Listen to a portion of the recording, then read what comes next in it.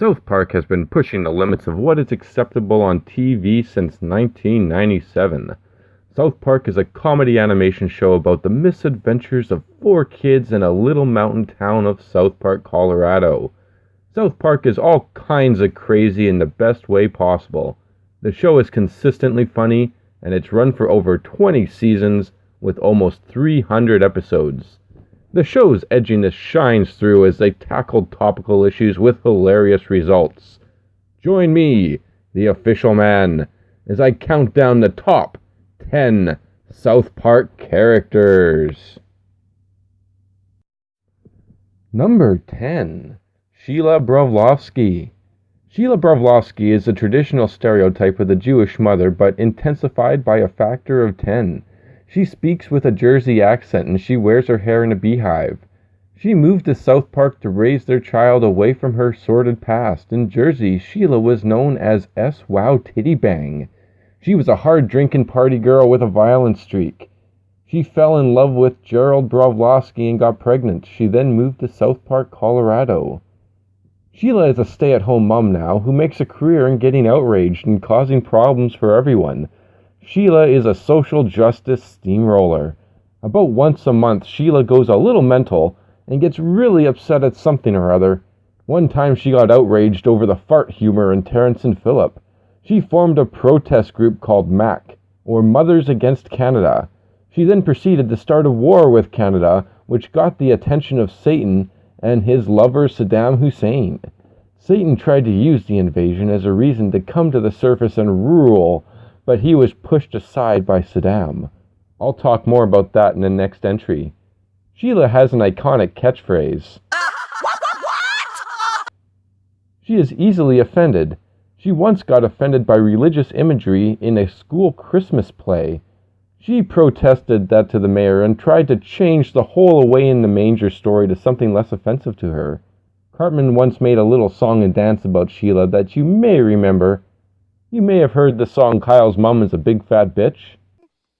Well, don't do it, Cartman. Well, I'm warning you. Okay. I'm getting pretty sick of him calling my mom. Well, Kyle's mom's a bitch, she's a big fat bitch, she's the biggest bitch in the whole wide world. She's a stupid bitch, and everyone's a bitch, she's a bitch to all the boys and girls. Shut your fucking mouth, Cartman! On Monday she's a bitch, on Tuesday she's a bitch, and Wednesday to Saturday she's a bitch. Then on Sunday, just to be different, she's a super king, Kamehameha, bitch. Come on, you all know the words. Have you ever met my friend Kyle's mom? She's the biggest bitch in the whole wide world. She's a mean old bitch, and she has stupid hair, she's a bitch, bitch, bitch, bitch, bitch, bitch, bitch. Bitch, bitch, bitch, bitch, bitch, bitch, bitch, bitch, she's a stupid bitch. Kyle's mom's a bitch, and she's just a dirty bitch. Talk to kids around the world, it might go a little bit something like this.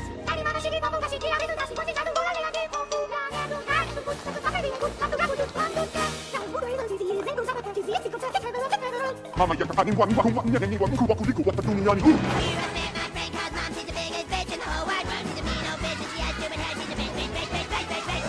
Bitch, bitch, bitch, bitch, bitch, bitch, bitch, she's a stupid bitch. Kyle's mom's a bitch, and she's just a dirty bitch. I really mean Kyle's mom. She's a big fat sucking bitch. Big old fat fucking bitch, Kyle's mom, yeah. Sheila is a very caring mother, and it is this caring that often triggers her outrage at events that should not be taken as hard as she takes them. They even have an adopted Canadian son named Ike. Kyle and Ike are always fooling around. Kyle likes to kick Ike around like a football, and it's weird because Sheila doesn't seem to mind all that much. Sheila is a funny character and fantastically over the top in the way South Park does it best. Number 9. Satan. South Park has a more unique take on Satan. Yes, he is the evil Lord of Darkness, but this version is also much softer and funnier. The focus of Satan in South Park is mainly on his relationships. He also has a particular interest in South Park, and he visits there often. In one of the first episodes, he sends his son Damien to school at South Park Elementary. In that same episode, he has a boxing match with Jesus. Satan fixes the fight so Jesus wins, and Satan walks away with all the money. He convinced everybody that he was stronger than Jesus, which was true because Jesus could barely throw a punch. Satan in the end was the only one who bet on Jesus to win. Satan is openly homosexual, and his relationships kind of define his character in the show. Satan is seen to be a submissive lover with Saddam Hussein. Saddam was a long-time emotionally abusive lover to Satan. When Kyle's mom, Sheila Bravlovsky, went to war with Canada and shot Terence and Philip, a certain prophecy was fulfilled, and Satan was allowed to come to Earth and take over. Saddam pushed Satan aside and tried to take that power for himself. Satan was all down and depressed about Saddam taking his glory, and Kenny gave Satan some kindly advice about not taking Saddam's crap and loving himself. Satan then killed Saddam and sent him back to hell, breaking up with him in the process. Satan's next lover was a beta male named Chris. Chris was kind and loving to Satan, and that was what Satan needed. Satan is naturally submissive himself, and he missed having a dominant lover, so he ended up seeing Saddam again. After a big fight between Saddam and Chris, and a little pep talk from God, Satan dumps both Chris and Saddam, and tries to be alone and love himself for a while. Satan once tried to conquer heaven in a war, but he was defeated by Kenny, who was the commander of the armies of heaven, which he controlled with a golden PSP. Number 8. PC Principal. PC Principal is the principal of South Park Elementary, and he is another over-the-top character of awesome. PC Principal is all about keeping everything politically correct. It's really hard to be politically correct all the time, and PC Principal often gets stuck in those social justice gray zones where the concept of what he's saying just doesn't make sense anymore. His main methods are using punishment and violence to achieve his goals. PC Principal is a 30-something frat boy. His favorite things are drinking beer, working out, and political correctness. If you use the wrong word or say something PC Principal doesn't like, he will shame you in the most extreme way possible. He will get right in your face and start screaming at you. If that doesn't work, he may start threatening you, or actually start beating you up. He once got so mad at Cartman he beat him to within an inch of his life. PC Principal is extreme, in your face, intolerant to other views, and very angry. He has a frat boy mentality, and he is the PC Delta fraternity leader. He's the stereotype frat boy that will crush beer cans on his forehead. Instead of ripping on nerds, he rips on the people ripping on the nerds. He has good qualities, but they've all been kind of corrupted in his extreme ways of achieving his ends. PC Principal doesn't keep out of mischief himself. He's prepared to go to any lengths to achieve his agendas.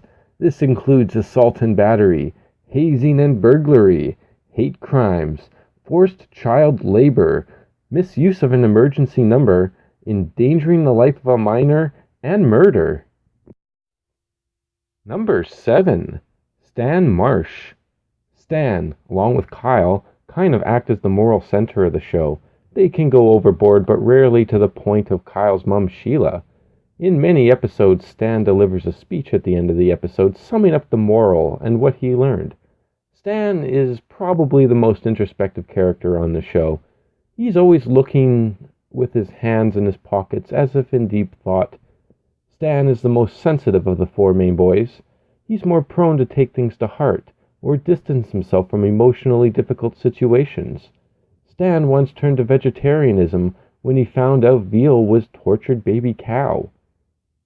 In the episode Whale Wars, Stan tries to save the whales and the dolphins from the Japanese. The Japanese are on a mission to kill all the whales and dolphins because they think a whale and a dolphin caused a Hiroshima attack towards the end of World War II.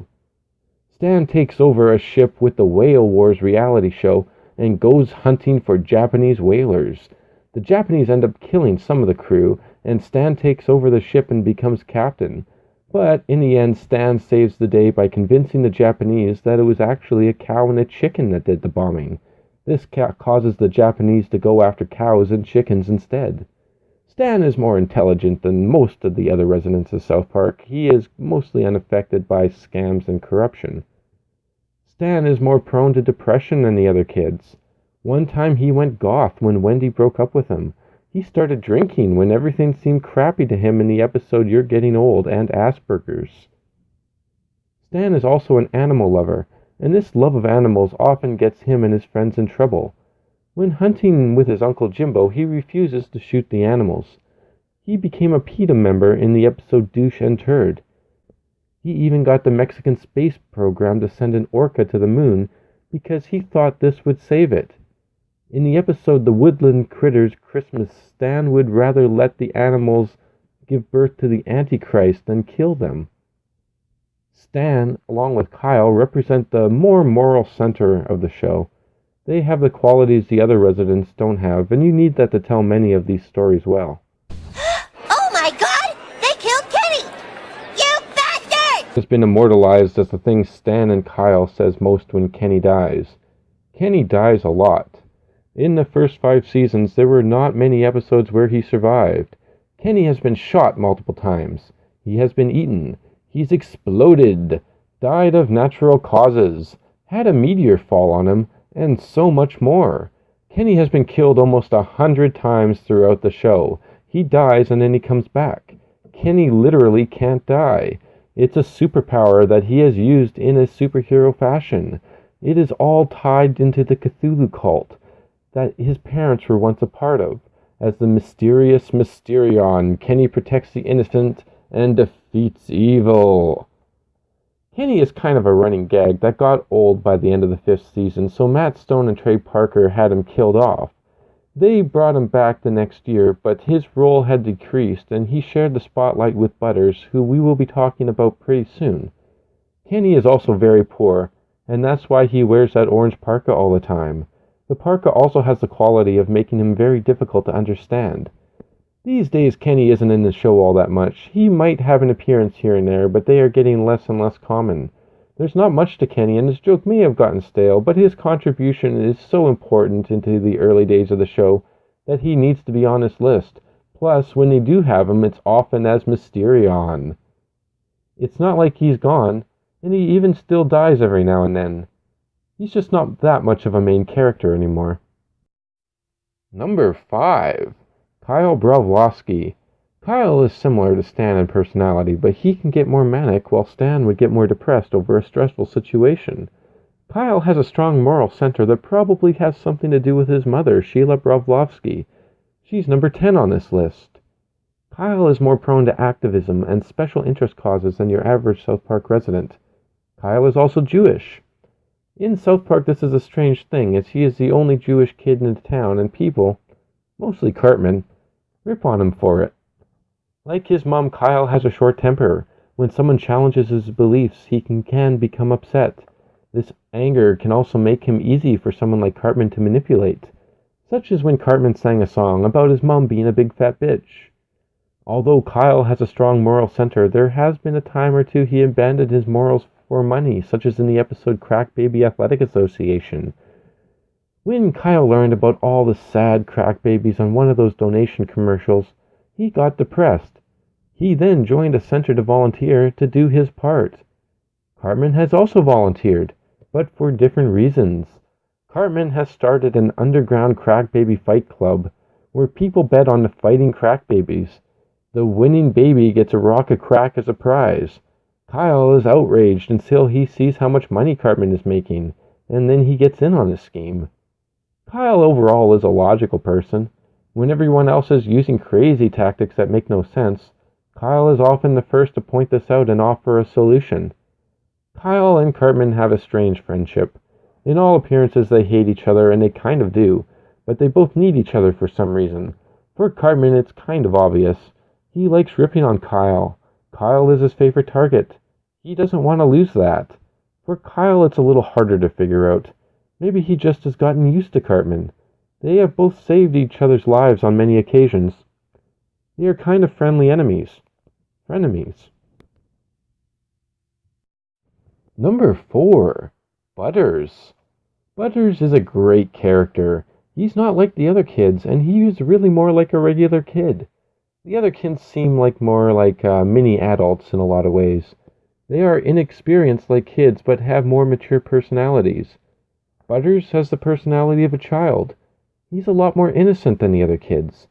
He is also very naive. Due to this, he gets taken advantage of a lot, mostly by Cartman. He was in the show from the beginning, but he came to the forefront in season 6 when Kenny died for longer, and the kids were looking for a fourth friend for their group. He replaced Kenny for about 4 episodes and then got fired for being lame. The kids' rejection caused Butters to create a supervillain persona, Professor Chaos. He now can unleash all the darkness in his heart. His first dark deed was to steal all the brushes from the school chalkboard, so the teacher couldn't erase. Then he switched 2 soups at a restaurant. You can tell you are dealing with a very dark, disturbed mind. Butters then got a sidekick, General Disarray. Together they would cause so much chaos. They tried to flood the world with a garden hose and spray aerosol cans to cause global warming. As the seasons passed, Butters got more confident. This gave us episodes like Butters' Bottom Bitch, where he was a schoolyard pimp. He would pimp out the girls for $5 kisses.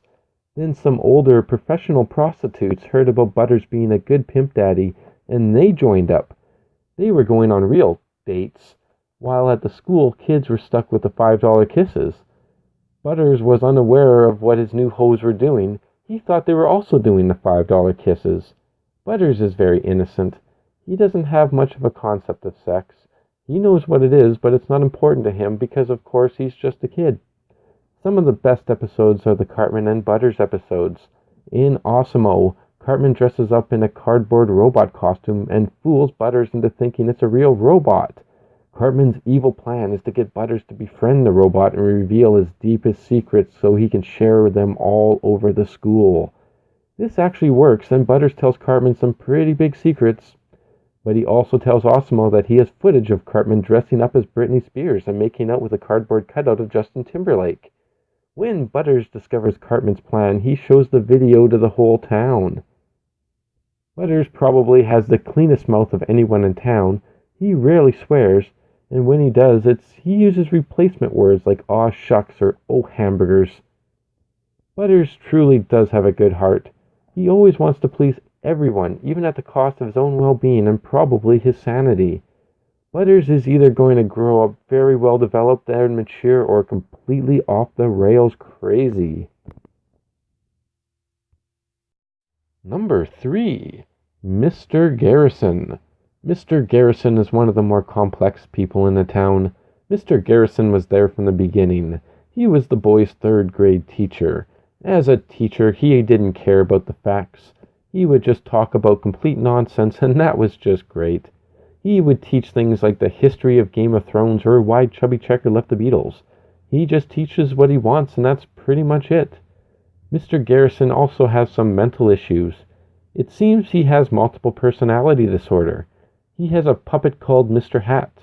He uses Mr. Hat as a way of being more aggressive and to help solve his inner turmoils. It's very obvious at points that Mr. Garrison thinks Mr. Hat is real. Mr. Garrison's main issue is that he is gay, but he hasn't come to terms with it. He has Mr. Hat give the hints that he is gay without realizing he is doing it. For once, he lost Mr. Hat and replaced him with Mr. Twig. Mr. Twig was a twig with a shirt. It was fantastically absurd. Mr. Twig was retired when Mr. Hat returned in the episode Chef's Aid. Mr. Hat was trying to assassinate Mr. Twig. It failed, but when Mr. Twig realized that Garrison was still in love with Mr. Hat, he told Garrison to go to Mr. Hat. Mr. Garrison is also very narcissistic. He will take great offense to anyone who disagrees with him. Mr. Garrison is into some very strange stuff. It was hinted that he had sex with Cartman's pet pig Fluffy, and he admitted to having sex with a bird, so he is into bestiality. He is also a pedophile. He talks to young boys in a dating-type chat room. Cartman thought he was too mature for his friends in one episode, and he started looking for older, more mature men to be his friend. He found a pedophile chat room, and there was Mr. Garrison, or Mr. Hammerhead. He meets Cartman on the docks, and then he gets arrested. Eventually, Garrison comes out as being gay, and his lover is Mr. Slave. Mr. Slave is always in bondage gear and ready for sex. He once out-whored Paris Hilton by sitting on her head and engulfing her in the most disturbing way that doesn't involve cannibalism. Mr. Garrison then had a sex change and became a woman. Mr. Slave then dumped Mrs. Garrison because Mr. Slave is gay and doesn't want a woman. Mrs. Garrison was a very loud and opinionated woman. She cheered when she got her period, even though she is unable to get a period. Mrs. Garrison has had lots of promiscuous sex, but she found a boyfriend with Richard Dawkins. Mrs. Garrison then became a committed atheist. Mrs. Garrison became a lesbian after one night stand with another woman where they scissored all night long. Then she started to harass all the available women so she could have lots of random sex. Mrs. Garrison then eventually changed back into Mr. Garrison and seems to go straight until around season 19. After Garrison starts taking too many cheap shots at Canadian students, he ends up getting fired. He then started a political campaign to get rid of all the Canadians by fucking them all to death, which he actually starts to do. He then travels to Canada and bleeps the Canadian president to death. After raping and killing the Canadian president, he runs for president of the United States. And then he wins. Currently, Mr. Garrison is President Garrison. President Garrison is played as South Park version of Donald Trump. Garrison has had quite the journey. Number 2. Randy Marsh. Randy is Stan's father. He is both intelligent and stupid, almost always at the same time. In his mind, insanity is logic, and he works it out in the insanely most logical way. He has an obsessive personality and will go completely off the rails for his obsessions. He is always falling for the latest fad or completely against it. He always has a strong opinion about almost everything. Randy can also be very dramatic. When something bad happens to him, it is a complete catastrophe and the very worst thing that could ever happen to anybody in the whole of existence. Randy can also be very violent when the mood strikes. The mood strikes more often when he's been drinking. Randy will fight just about anybody if he's feeling it. He might want to fight rival basketball dads, decapitate you if you're homeless, or anyone who says his penis is small. Randy is a geologist, and not a very good one. In the episode Volcano, he doesn't know how to read the equipment when the volcano is erupting. He keeps on getting brought on for sensitive and demanding tasks that he is unable to do. Randy isn't always a geologist, though. He was fired for a while, and sometimes he just takes on a side job. Randy has worked at Walmart, chef at the South Park Elementary, tween wave singer, Broadway writer, sports coach, Blockbuster video owner, mall security, the singer Lord, and a cock magician.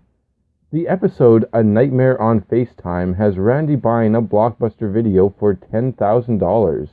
Randy pulls his son, Stan, out of trick-or-treating to help with his newest business venture. Randy doesn't realize that nobody cares about renting movies anymore. The store is a ghost town, literally, as the only customers are ghosts.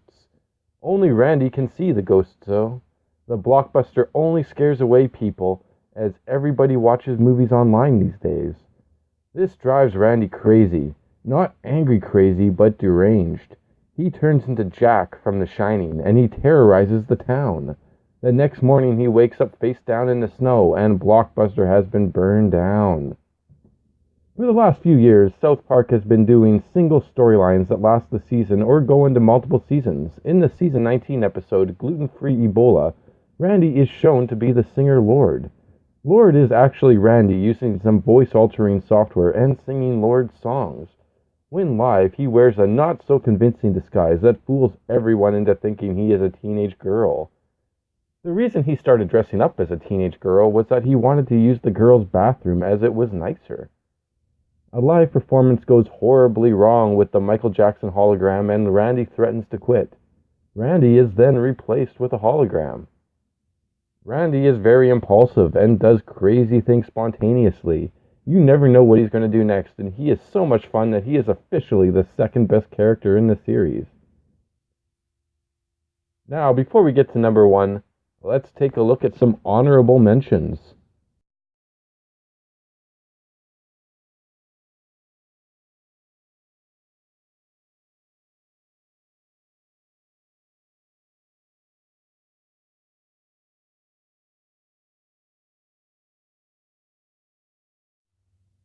Number 1. Eric Cartman. Cartman is the number 1 character in the show. Most characters on the show have their characters defined by their interactions with Cartman. He is one of the 4 main characters. None of the other main characters really consider Cartman to be their friend, but he is always there hanging out with them. In the early seasons, Kenny was his best friend, but then it became Butters, which is actually a much better match. Cartman is many things, and not many of those things have much good in them. Cartman is evil, loud, self-absorbed, narcissistic, lazy, racist, destructive, and sociopathic. Cartman is very mentally unbalanced as well. One time he revealed the things he sees when he closes his eyes and his mind is at peace, and it was very concerning. Murder, rape, Nazis, and just plain dark and evil images flashed across the screen. Cartman loves to harm others, and he doesn't have a drop of empathy. Cartman has no concept of good or bad. He just does whatever he needs to do to get ahead. He is often a bully, and he is also bullied. Cartman wants to be superior to everybody, and that need is what really drives Cartman. Cartman's power-hungry nature is perfectly summed up in his catchphrase, "Respect my authoritar." If Cartman was more respectable, he may be able to command the respect, but his obvious deprived and weak nature makes this nearly impossible for him at this time. In the future, when he learns how to better manipulate people, this could all change, as he is actually a good leader. He does have charisma, and when dealing with large groups, he has a natural understanding of how to use mob mentality for his benefit. One time he bet Kyle that he could make a platinum album before Kyle, so Cartman starts a Christian rock band. He makes a #1 albums and millions of dollars, but he disregards all of it when he finds out that he can't win the bet because Christian rock albums can't become platinum. They have a whole different system. Cartman is bigoted, sexist, and racist. He hates hippies, African Americans, Mexicans, Native Americans, Aborigines, Asians, and Jews. Cartman's sexual confusion has caused him to kind of hate women as well, although in the last 2 seasons Cartman has had a girlfriend, so he might swing both ways. He has often said that women are weaker and dumber than men. Cartman is a big fan of Hitler and has dressed up like Hitler in the episode The Passion of the Jew. He then manipulates a whole group of people to follow him in an anti-Jew march while dressed as the Fuhrer. He once dressed and acted like a special needs kid so he can join and win the Special Olympics. Despite the fact that Cartman wasn't special like this, he got last place in the Olympics. He's just really, really not athletic. Cartman also hates gingers. He thinks of gingers as very evil, and they have no soul. One time the other kids trick Cartman into thinking that he is Ginger. They color his hair while he sleeps, and they put freckles all over him. Cartman accepts that he's a ginger and leads a group of ginger kids to conquer the world. His group is known as the Ginger Separatist Movement. This falls apart when he realizes that he is not a ginger like he thinks he is. Actually, he is a half-ginger, though. It was later revealed that his father was Jack Tenorman, a ginger quarterback that played for the Denver Broncos. In an earlier episode called Scott Tenorman Must Die, Cartman had Jack Tenorman killed, and then had his body chopped up and put into chili. He did this to upset his enemy, and unknown to him at this time, his half-brother Scott Tenorman. Cartman was given the HIV virus when he got his tonsils removed. Kyle laughed at him, so Cartman gave Kyle HIV as well. Now Cartman and Kyle both have HIV, so they figure out they should try to find a cure. They realize Magic Johnson has had the virus for a very long time, and he is still alive. They go to visit Magic, and they discover that Magic has the cure, and that cure is money. Magic Johnson didn't like the bank, so he slept on mountains of cash. Magic and the boys take a lot of the bills and turn it into a milkshake and drink the money, and they are cured of the virus. Cartman has done so many notable and funny things that it would take hours to go through it all.